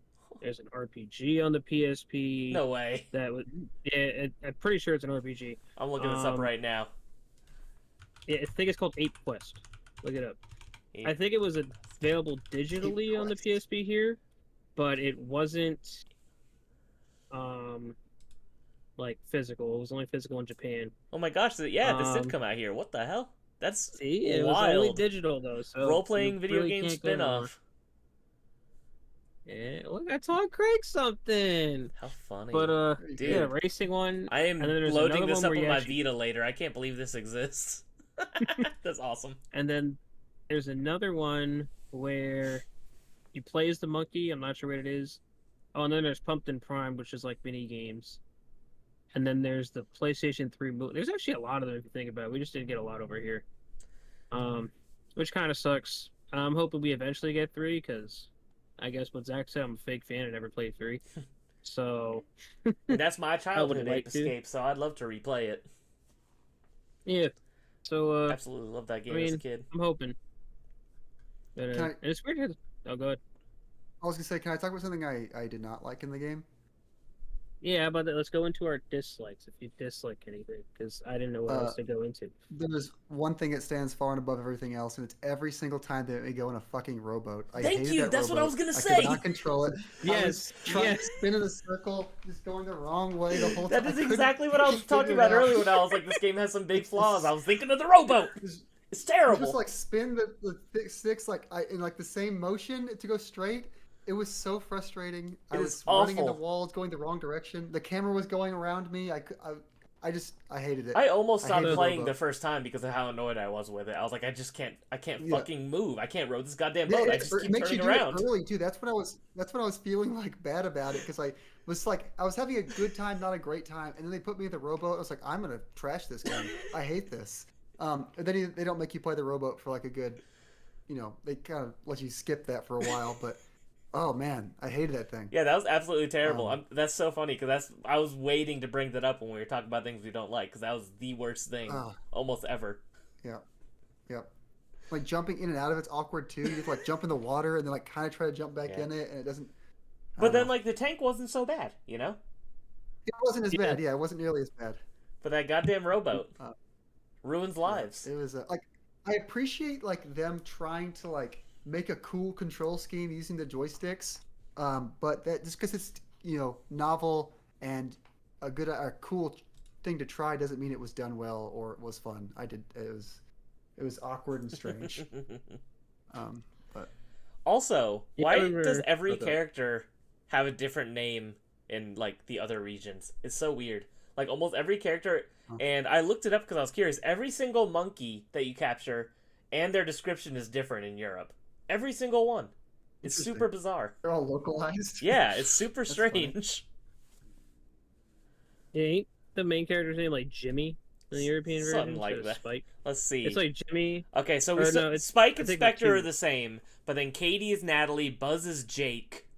It's super weird. Yeah. That's weird. Ape descriptions. I wanted to look up because earlier I was trying to remember some of the excellent little taglines that some of these apes had as their names. Like I remember one of them was just named Iced, and it was like has brain freeze. It's just like a bunch of stupid stuff like that. And there's one that I saw before. It was just his name was like Jello, and it said like loves the Euro funk or something like that. I was like, who are these jokes for? It's super They're just for themselves. super funny. One of Yeah. them's just like a sad monkey that I don't remember his name, but it was like his description is just like misses mom and dad. I'm like, oh, Damn, it's super strange. that's funny. I didn't go through and read all those back. I'm kind of interested to go back and read them now. Yeah, I don't remember, but I So, remember when I played it the first time, I went through every single one because they're all funny. They're all stupid like that. Let me see. so for the PSP version, I had to look it up because I had to figure it out and throw it on here. So, due to the PSP not having no right stick, analog stick, or L2 and R2 buttons, the controls are different. Spike now jumps with X, so Zach, I think you should hit up that one. And as a result, he can only equip 3 gadgets instead of 4. And gadgets such as the Skyflyer and Dash Hoop that require analog rotation are now used by mashing the buttons, while gadgets such as the Monkey Radar and RC Car are used with the D-pad. Weird. How interesting. Yeah. So, All right. and I found the Monkeypedia. Monkeypedia. Monkeypedia. Let's go through some of them. All right, let's see. Trying to see if I could find some goodies here. Like we have this one's name's Popsicle. He sings in his sleep. We have Ricketts, who is smelling mammoth fumes. Oh, We have is this the one on top of Skeens. the mammoth, maybe? Yeah. Probably, yeah. This guy's name is Skeens. It says his suit makes him itch. Oh, here it is, my boy Robart, Eurotechno junkie. Eurotechno junkie. Of course, Robart. We have How could we Nanners, forget? who orders everyone around, and Neeners, who is orderly sensitive. We have Charles, who has a bad cold. It's so funny. It's just so off the wall and goofy. I love it. Charles. Talk about charming. This game is just so charming. Yeah. I love it. And Really aesthetically, is. there's something about that like PS1 pixelated 3D that doesn't look like the N64 or Saturn. It has like its own style, and it's just so Yep. so like weirdly jank in a beautiful way, and I love it. And dude, another thing, like if they ever brought this series back, you know all the stuff they could do with the DualSense like Oh yeah, capabilities. Oh, Like this they game's could do dying for a new release. like bro, and let Team Asobi do it. Like I wonder if they were the ones originally that were working on that new game that apparently got canned like 5 years ago, is that something that happened? 4 years ago. Nope. Yeah, for the Weird 20th Twitter page. anniversary. Oh, that's Yeah, right. they- Yeah, the they had Twitter a page Twitter that nothing came page. out of. yeah, The they weird just monkey that posted looks some stuff. sad. They posted some cool like concept art stuff, which kind of like originally showed that original vision for like how the game wanted to be like different with controlling Spike and controlling an animal. Mm-hmm. But other than that, like at the end of it, he was like, "Oh, it sucks. I have to go now," and it didn't pan out. But hopefully something. I don't know. And then Very that's when it weird. was said that there was one working, but it got kind of canned. And I was like, Weird. "Dang, I know. that would have been so good." I really do hope that Sony learns from Astrobot that like these you don't need to be a sad dad simulator to be successful.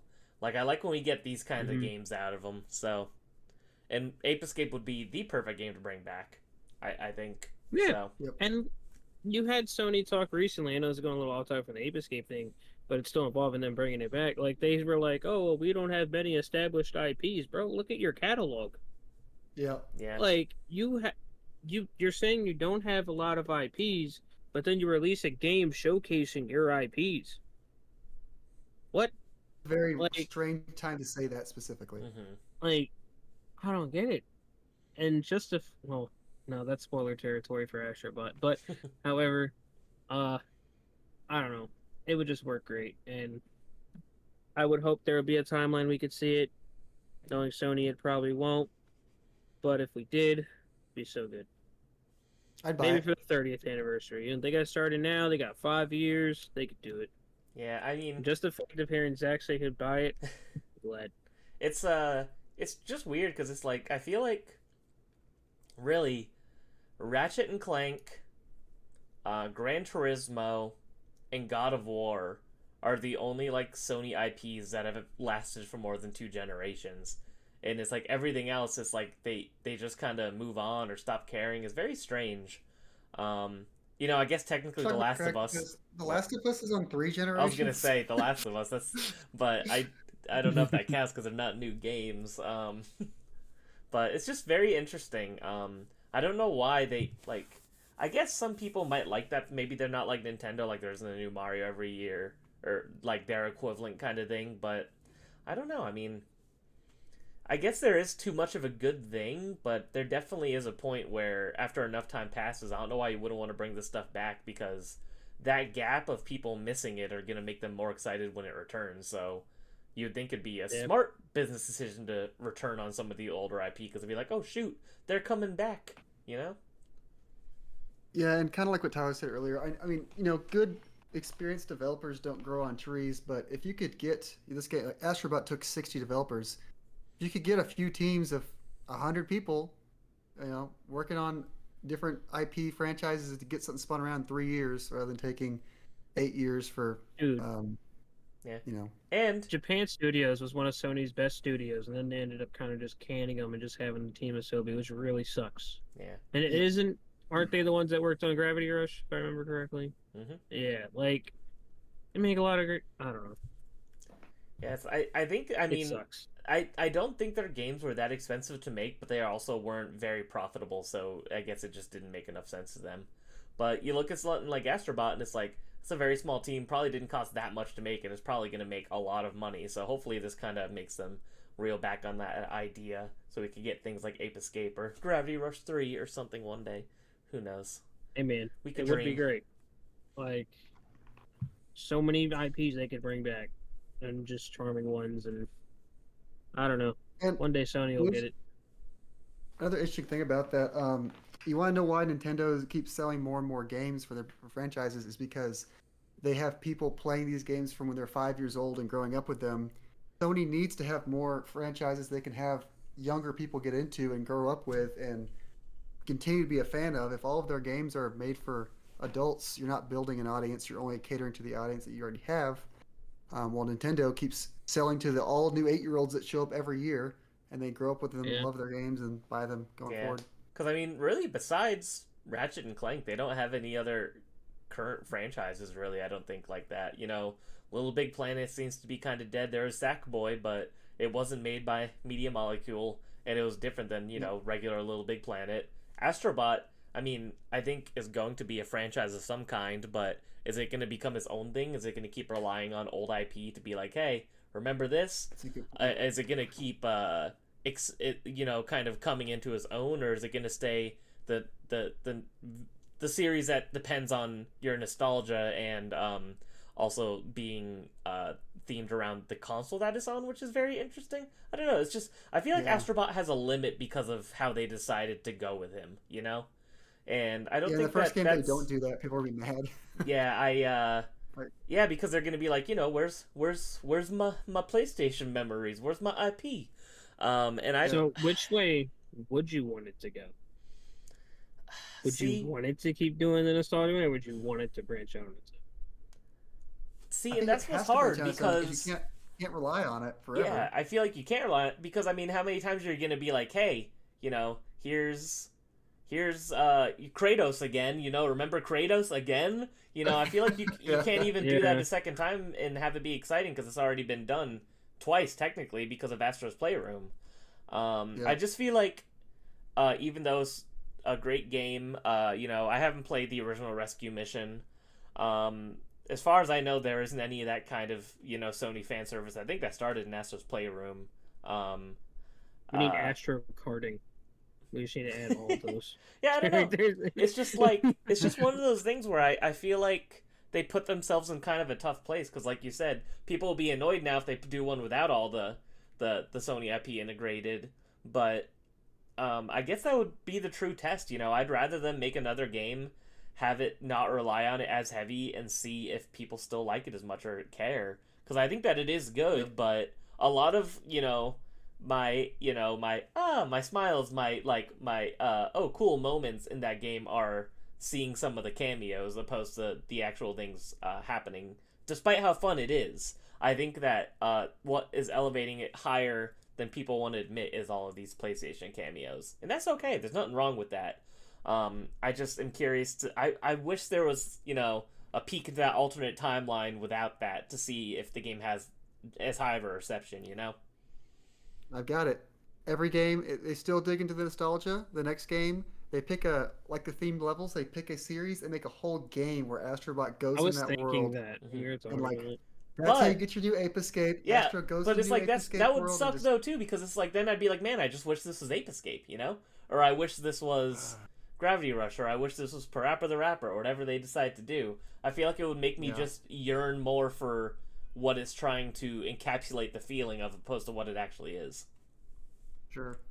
What if they kind of did that? Like they just for like Astrobot, they just did like a ton of like mini $10 expansions where it was like that, but mini worlds like oh freaking Kratos needs his help, and you got like a whole like kind of lift different realm in the whole God of War franchise, or like Cat needs her help, and you got this whole little story expansion. Those would be kind of neat, like more than just one level, like kind of a whole compact world. Hmm. But then again, you wouldn't be totally driving the franchise forward. You just kind of be adding onto a current property. So Yeah, I just I like the idea of Astrobot, and I think the game is fun, and I don't want it to not have its own identity going in the future. You know, I just hope that it's able to come in its own a bit more. But sorry, we ended up not talking about Ape Escape for quite a while there. Yeah, But yeah, I wanted oh to. yes, this yeah, is an we Astrobot really went podcast.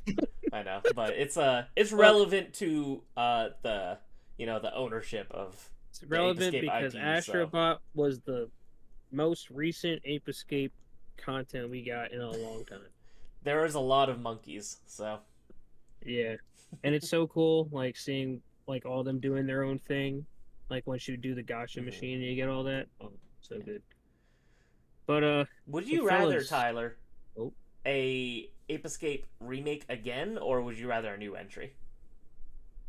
new entry. I Just think curious. because I feel like with a remake, I don't know. I feel like a remake would drive more people to maybe like try it out. Hmm. But I feel like a new game, they would be able, well, kind of like I said, with the new game, they'd be really able to like do the dual sense features and like, dude, if you gave someone like Team Asobi the capability of doing that, they would do that. Hmm. Like, oh, it would just be so good, and I wish it could happen. I mean, it still can. You never know, but Yeah, I like to and got the think highest of hopes. personally that I think Ape Escape 1 holds up well enough that it doesn't need a remake, and now that is accessible on these platforms, it doesn't really Hmm. matter. Like we talked, the controls are definitely funky and they take a little while to get used to, but I feel like, after an hour or two, it just kind of. You get in the groove, and I don't think it's too bad personally. I don't know how you feel, Zach, because I know Yeah, that's probably your That was my biggest gripe with experience. it. But Once I played for a good hour and got used to pressing R1 to jump and L1 to reset my camera, I was rocking. oh, mhm. Yeah. one more thing. I in that level that I said I hate, that one monkey, Zach, if you know what I'm talking about, where there's all the little whatever pieces of flesh and you bounce off all of them, and you got the one monkey with rockets and throwing bombs at you, and you're trying to catch him while bouncing all over the place. Screw that monkey. Oh, yeah, Just yeah, yeah, saying. yeah, yeah, yeah. Because No, I I would was go playing close with to him, and then I'm like, do, do, do, do, do. I'm like, I was playing with my PlayStation Portal on the PS Premium version of the game, and I hit start, rewind a few frames, try again. Start, rewind, try again. I was like, no, I was not dealing with You're that like, I'm crap not after doing it this happened more than today. yeah, dude, yeah. having the rewind was like such a blessing a little bit That's Yep, so funny. yep. because some of those like races with Jake and stuff, I'd make a screw up, and I'm like, oh no, hold on. Whoop. He was fast. He was Yeah, hard. the Like, Jake races were pretty tough, honestly. I remember yeah. struggling with those. They definitely took me a couple of tries. I always forget that these rewind and save state features are on these ports on PS4 and PS5, so I never used them. Otherwise, I definitely would have with those Dude, races because they were a pain in the ass. so when I went back today, so I got like 75% of the way through the game, like, well, I guess to the first Spectre fight, like my first like just sit down with it, and I saved it on the like the in not the in-game save, but like the manual save or whatever, Hmm. like the load and save states. And then I totally forgot I did that because when I booted up the game, it was like, "There's no file found," and I was like, "What do you mean?" Oh my god. It's like, "What do you mean?" And I was like, "Oh wait, hold on. All right, save It's all state. in There we save go." states. Yeah. I was like, "Whoo, Gosh. close." I was about. I was like, "Well, I'm not finishing this game Well, today." because that's the dangerous game you're playing. Because imagine if you accidentally save stated over your save state in the wrong spot and just screwed yourself, then you would have really had to start over. Yep. That's why Yeah, you always use both just in case. but There was another thing I was gonna say, and I totally went blank. But so Zach, you think eventually gonna check out 2 since it's also on the PSN? I mean, time allowing, I'd like to try more of them. I did enjoy Ape That's cool. Escape, and That's if cool. two is more of that, then I would like to try it someday. I would also Yeah, like it's to just just shout out the concept of this game because of how stupid and funny it is. Just Yes, monkeys wearing helmets that make them have nefarious thoughts and just make them evil. It's just so funny. yeah, yeah. listen. Spectre found it. He So goofy. found the helmet. He put it on. He gained that AI intelligence. It's saying what the world's coming to today, man. With all this AI, you're just gonna have a monkey put on this helmet. He's gonna go crazy, find a scientist lab, rope him up, steal their time It's almost machine, and then they're it's almost gonna like there's a send whole all these. sounds like there's a whole series of very famous movies about monkeys taking over the planet. Yeah. Almost. There's so much of Ape Escape too. Like they had a manga and like an anime and stuff, and That's awesome. never got I was that not aware. here. And yeah, and Zach, I don't know if you know this, but Pizza Hut had a demo disc for Ape Escape. I know you're a big Pizza No Hut one outpizzas the aficionado, Hut, so so yeah. they have an Ape Escape demo out there. They advertise their game on Cartoon Network. A Huh. little fun facts I'm for gonna you, but track yeah, down the Pizza Hut Ape Escape demo disc. I'm just disturbed because first I found out you're a mustard stand, and now I know that you love Pizza Hut. I just don't know if I can Yep. Pizza Hut trust you is his anymore. favorite pizza chain. No Next one episode, outpizzas I the think Hut. Zach should give us like his top 5 pizza chains. I'm Reggie not Fils-Aimé talking Pizza Hut, Pizza Hut, Pizza Hut, Pizza Hut, Pizza Hut. I'm talking about the actual. Reggie Fils-Aimé was the CEO of Pizza Hut, and then he's the CEO of Nintendo, and I think that might be my dream. I don't think there's a man that anything that could happen that wouldn't be that. That's my dream. Pizza Hut, Nintendo. So Um, you don't think Papa John's has better ingredients and better pizza? Papa John's is above Domino's, but no, Pizza Hut's the best. Okay. How do you feel about Little Domino's Caesars? I love Little Caesars. I love a good hot and ready. I wanted to try that limited edition pineapple Pepsi that they had, but I never got to. Sold out. Ew, that sounds awful. Ill. Oh, don't tell me you hate pineapple stuff. I do hate pineapple stuff. Oh, now I'm gonna hear it from Patrick. It'll be okay. Speaking of Patrick, he wrote in. How about you say we get to some write-ins? All right. Hear Okay, from the you want me to people. read them? I can read them. I have them up. Oh, do you have it up? Yeah, go for it. If you have it up, by all Yeah. means, sir. How about we All all right. read one? I'll read one. True, there is 3, so Okay. that works out. I Say say- that. I call it not Jason. I'm not Jason. I'm No, I was Patrick. gonna say you're doing Jason. I'm doing John. I'll do Tyler's doing Jason. Patrick. So John what are we wrote doing? in. What?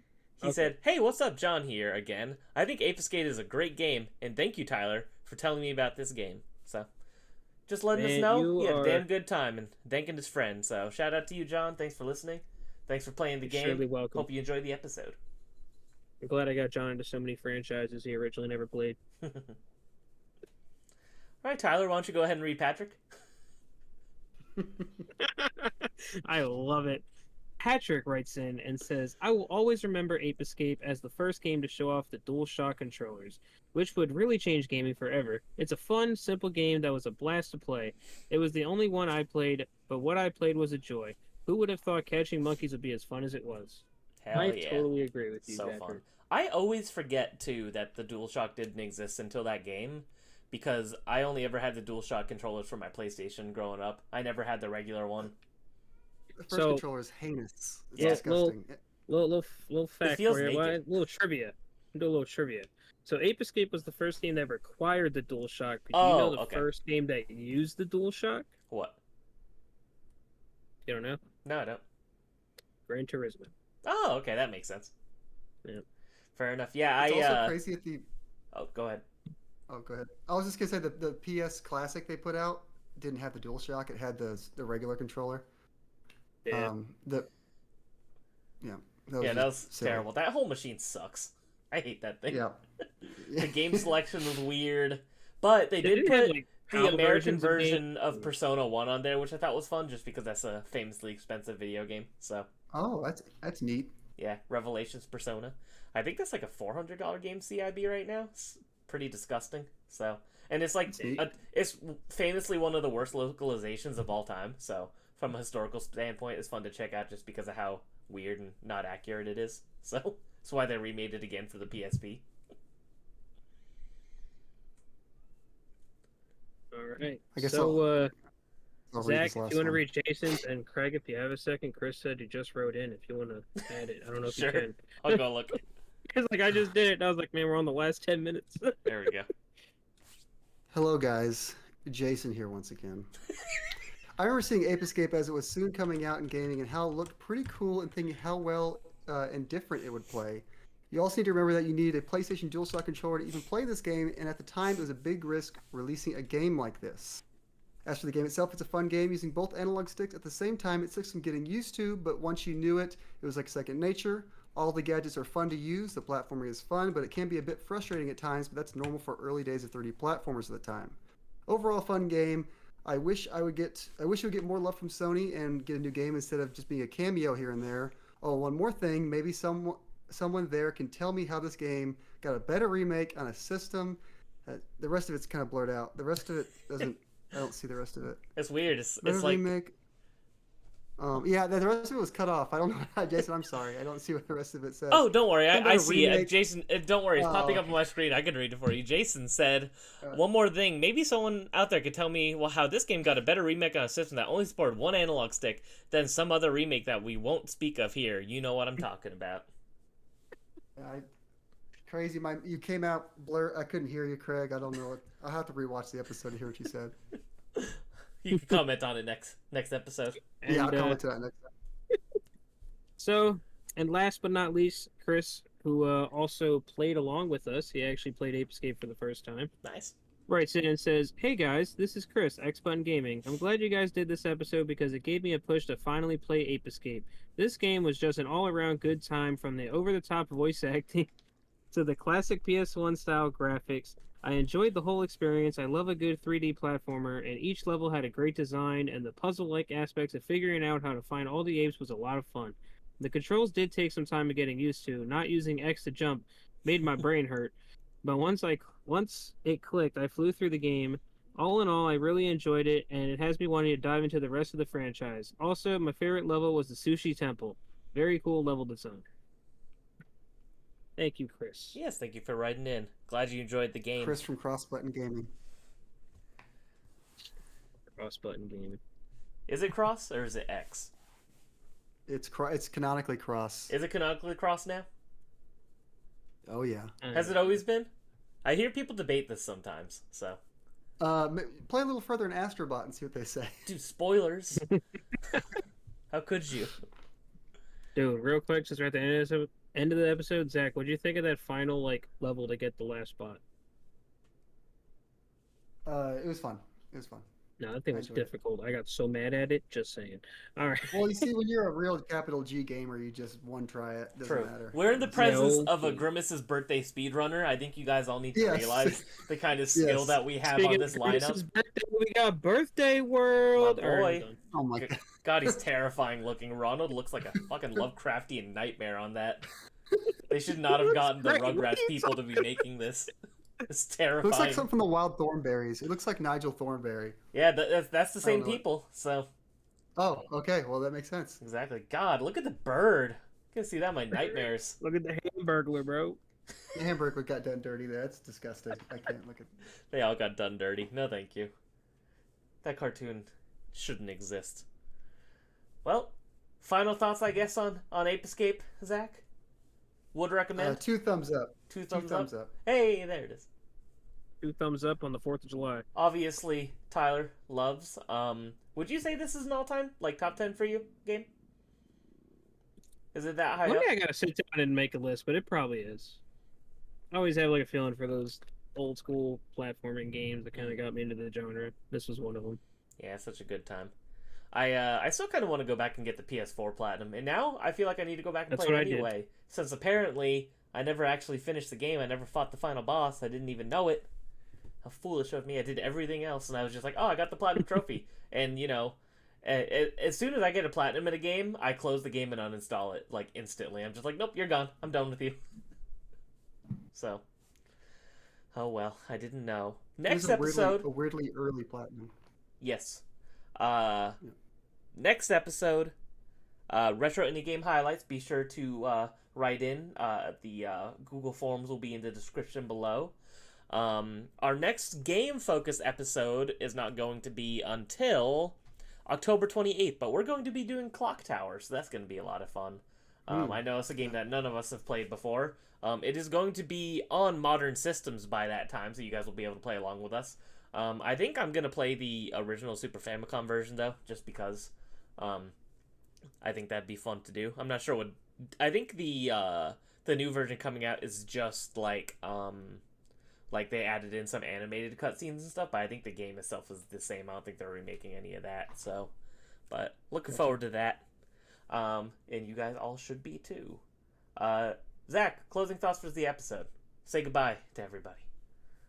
Thank you for watching. It means a lot if you make it this far in the episode. Jason aside. 2 thumbs up for Ape Escape, but 1 for each thumb you're going to need for the controller. I really enjoyed my time, and I'm glad we got around to this one. Tyler, say goodbye to the people. All right. Ape Escape, great time. Recommend it if you never played it before. Go check out the YouTube channel that I have now, Game Collecting Reaper. Also, still says Tyler Hate down here because Game Collecting Reaper is too long. So on Twitter. So if you have any examples or ideas of what I should put, let me know because I don't know what to put for a Twitter handle. But other how, the luscious one, Tyler Hate, signing out. What about you, Craig? Hopefully this weekend, maybe even, you'll be getting a nice Vita collection update finale video, which would be fun. So, almost 4 years in the making, which is the longest time that's taken me to complete a console set. So, excited to be finishing that up. And other than that, I think I am going to maybe play a little bit of Astrobot while I have a little bit of time now this weekend. So, appreciate you all joining us. Yeah. Make sure to write in your retro indie game highlights for us. We love you all. Make sure to share this podcast with your friends, your coworker, your grandma. I'm sure they all enjoy it very well. And thank you all for watching. We appreciate it. Thanks for watching. Take care.